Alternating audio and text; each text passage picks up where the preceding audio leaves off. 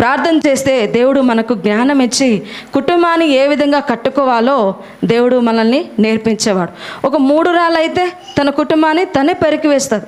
చిన్న చిన్న మాటలకి అలిగిపోవడము, చిన్న చిన్న మాటలకి ఇక నువ్వు నాకు వద్దులే నేను వెళ్ళిపోతాను అన్నట్టుగా సర్దుకొని వెళ్ళిపోవడము, ఇవన్నీ చేసుకుంటే మరి కుటుంబం ఉంటుందా?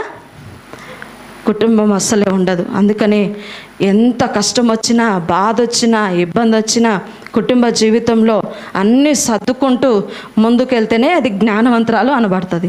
హల్లెలూయా, హల్లెలూయా. అదేవిధంగా మరి సామెతల గ్రంథము 31వ అధ్యాయము 13వ వచనంలో చూస్తే మనము గుణవతి అయిన భార్య దొరకుట అరదు, అట్టిది ముత్యము కంటే అమూల్యమైనది.